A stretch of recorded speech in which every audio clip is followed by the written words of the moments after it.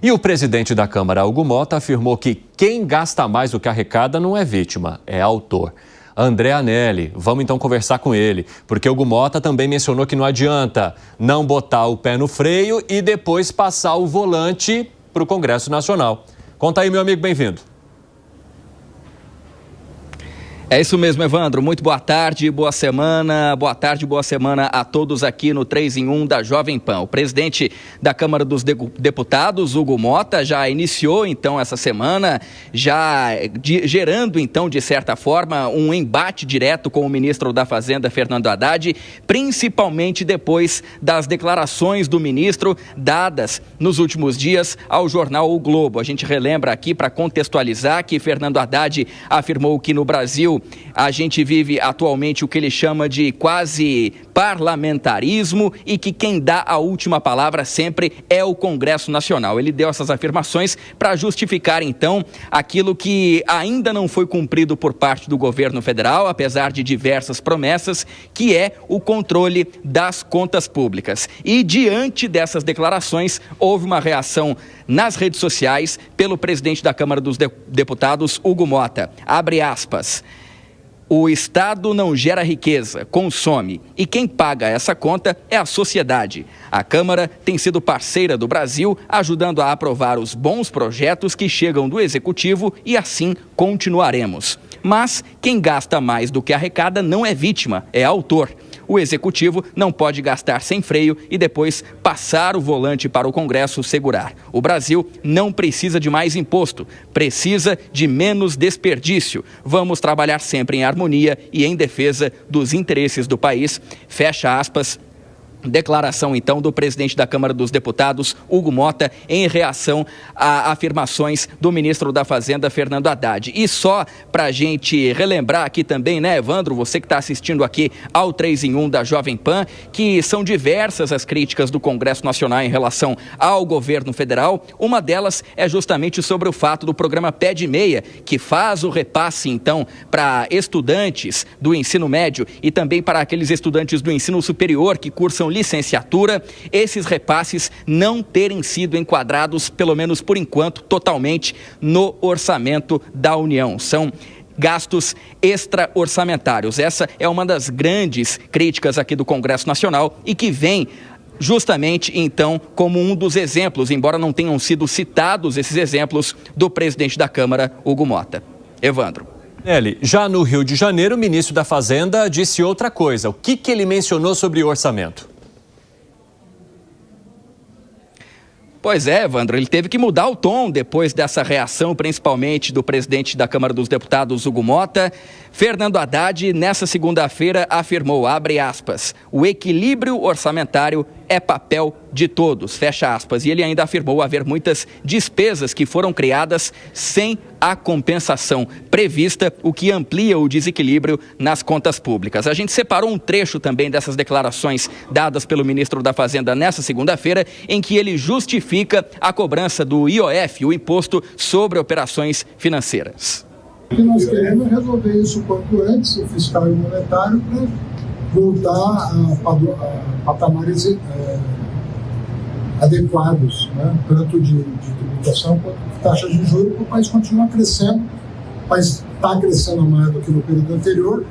E se vocês fizerem um dever de casa e pegar as alíquotas do IOF do governo anterior, vocês vão ver que eram bem maiores. E ainda a gente relembra que o ministro da Fazenda, Fernando Haddad, todo o governo federal, na verdade, acabou ampliando então o IOF, o Imposto sobre Operações Financeiras, na expectativa de arrecadar 20 bilhões de reais ainda em 2025 e pelo menos 40 bilhões de reais em 2026. Essa é uma justificativa para o controle das contas públicas, uma vez que as medidas de diminuição de despesas não têm sido suficientes para atender o que preconiza o arcabouço fiscal, que é um déficit zero nas contas públicas. E na sequência, logo depois então de Fernando Haddad ter exemplificado essa mudança em relação à cobrança do IOF, ele se manifestou a respeito dos gastos públicos. Nós temos um marco fiscal que está sendo reforçado. pelas dívidas. Nós temos até 2,5% de aumento real do gasto público de teto. É daí para menos. Vamos seguir a regra fiscal conforme combinado com o Congresso Nacional. Pois é, Evandro, e aí a gente destaca, para finalizar, que houve então o envio daquele pacote de redução de gastos do governo federal aqui para o Congresso Nacional, prevendo, por exemplo, o controle de emendas parlamentares, mas nem o próprio Congresso Nacional quis abrir mão então dessa verba, fazendo com que aquele pacote de ajuste fiscal fosse ainda mais desidratado aqui no Legislativo. Evandro. Muito obrigado pelas informações, Anelli. Ótimo trabalho para você. A gente conversa mais aqui no 3 em 1. Alan Gani, como é que você avalia a fala primeiro do presidente da Câmara, que não adianta gastar e depois passar a direção para o Congresso Nacional? Ele está correto. Quem tem a chave do cofre é o Ministério da Fazenda. Ou seja, a quem compete a condução da política fiscal, a política do gasto público e da arrecadação. É justamente o governo federal. Então não adianta, se o governo não faz o seu papel, se ele não dá o tom, é claro que ele vai acabar abrindo as portas para o Congresso ser mais gastador.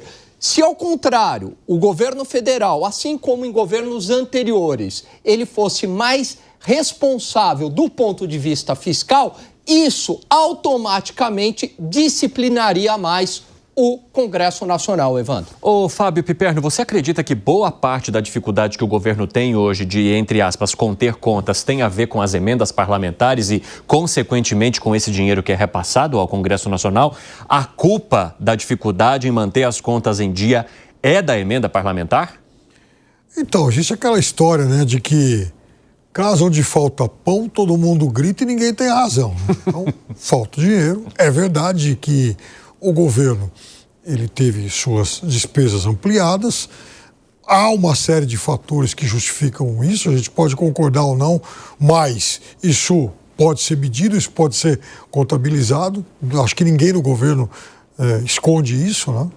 O próprio, por exemplo, aumento real do salário mínimo, ele gera esse tipo de gasto adicional, eu entendo, inclusive, ser uma boa despesa, mas é algo que custa, isso é evidente. Da mesma forma que também é verdade que o Congresso gasta muito. As emendas elas aumentam em escala geométrica de ano para ano. Né? A gente está falando agora em mais de 50 bilhões de reais com emendas. É só isso que onera o país? Não, mas é evidente também que esse apetite do Congresso, ele amplia esses gastos. Né? Concorda, Segré? Não muito. Porque quando você tem uma casa, qualquer uma família, e você tem um orçamento que é provisto pelos ingressos de todos os que compõem a família, tem que determinar prioridades. Os recursos não são infinitos. Então você vê, ok, o carro está ruim, vamos trocar o carro? Ok, mas para trocar o carro eu tenho que deixar de viajar, por exemplo. Ou temos que comprar menos roupa, ou temos que sair menos, aqueles que podem, a jantar fora. Você não pode fazer tudo e depois jogar a culpa no outro. Fizemos tudo e a culpa foi de sei lá quem. Quando você vê que, o André estava mencionando, pé de meia. O pé de meia no orçamento tem 1 bi, mas o custo é 13 bilhões de reais. Cadê os outros 12? Já o TCU observou isso no ano passado. Aí você vê gastos com viagens absolutos. Só nesse ano, 784 milhões de reais em gastos de viagem. Precisa tanta viagem? Para que tanta viagem? E aí você observa várias questões. Comidas adoidado. Comidas caras, inclusive. Comidas que muito provavelmente nenhuma das pessoas que pagam porque nós pagamos essa comida, pagariam se tivesse que pagar eles. Aí observamos que só na COP iam gastar 660% a mais do valor que tem uma garrafinha de água comprada no supermercado. Gente, é um absurdo. Então você junta tudo isso e o bolo fica muito azedo. Não tem nenhum compromisso fiscal. E faz uma conta última. Se você tinha 100 reais de gasto no ano passado, por citar um exemplo, e o arcabouço fiscal te determina como máximo 2,5 de aumento no gasto, e a tua arrecadação subiu 10%, não deveria ter déficit. É uma conta simples, mas essa conta não está fechando. E aí vem o outro, o arcabouço fiscal. Quando foi vendido o arcabouço fiscal, era déficit no 2023, equilíbrio em 2024, 0,5% de superávit em 2025 e 1% em 2026. Não vai acontecer. Esse ano, 2025, que deveríamos ter um superávit de 0,5%, vamos ter déficit novo. Então, não adianta. Mais dinheiro, mais gasto. Mais dinheiro, mais gasto. O déficit fiscal vai durar, pelo menos por esse governo. Fala, Zé. Olha, é um conjunto, não é só do governo, não é só do Congresso Nacional. Cada um tem o seu papel. O Congresso Nacional é responsável pela organização legal, ou seja, a votação de leis e principalmente a estrutura da economia do país, que é o Orçamento Geral da União. Eu costumo dizer que se o Congresso existisse por um só motivo, seria para votar e fiscalizar o Orçamento Geral da União. Só que o Congresso foi lá e engoliu um pedaço muito importante, 50 bilhões de reais. Até que parece pouco diante de um orçamento de 5 trilhões e 400 bilhões de reais. Mas a parte discricionária, ou seja, aquela parte em que se pode mexer, fica agora nas mãos do Congresso Nacional. O governo federal não tem recursos discricionários mais. Ou seja, não há possibilidade do governo federal fazer uma obra de investimento, de infraestrutura.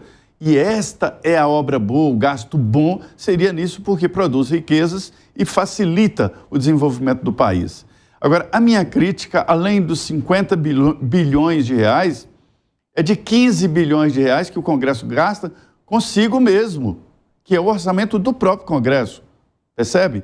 Salários de deputados, salários de funcionários, carros, gasolina, cafezinho, 15 bilhões de reais só para a existência do Congresso Nacional. Então não dá para sentar numa cadeira e ficar apontando o dedo para os outros e dizer, olha, controle de gasto é com vocês, o volante é seu. Não, o Congresso está com o volante nas mãos agora e tem que assumir esta responsabilidade. Sobre a história de um parlamentarismo, já é verdade. E é um parlamentarismo não decidido, não votado, e que o Congresso está mandando no país e ninguém percebeu e não houve esse debate. O ex-presidente Michel Temer era até mais, vamos dizer assim, realista. Falou de um tal presidencialismo congressual, era a expressão que ele usava. E é isso mesmo, não não mudou nada, mas na prática o Congresso é que está dando as cartas. Então, está assim com o volante nas mãos também. Fala, Gani. Evandro, o ex-secretário de Política Econômica do governo Temer, o Fábio Cantiol, que depois fez parte também do Copom, né, do Comitê de Política Monetária do Banco Central, ele falou numa entrevista algo muito relevante. Qual que foi a grande beleza da regra do teto de gastos? Primeiro, todo mundo conseguia entender, era muito simples. Olha, não pode gastar mais do que o aumento da inflação. Então, o gasto não pode subir mais do que o aumento da inflação. Se a inflação subiu 10%, o gasto só pode subir 10%, ponto final. E isso começou a disciplinar toda a classe política. Por quê? Isso ele falando. Todo mundo bate na porta do Ministério da Fazenda para pedir dinheiro. É deputado pedindo dinheiro, é senador pedindo dinheiro, é o outro ministério pedindo dinheiro. Só que como você tinha uma regra que era muito clara, você falava, olha, não dá, o dinheiro é escasso. Então o político, por incrível que pareça, ele começou a ter a noção de escassez. Ou seja, você quer mais dinheiro para a saúde, você vai ter que cortar de algum lugar. E isso foi muito importante. Então, por isso que foi um grande retrocesso a gente acabar com o teto de gastos e voltar, como o Segré muito bem observou, com uma regra que fomenta o gasto público.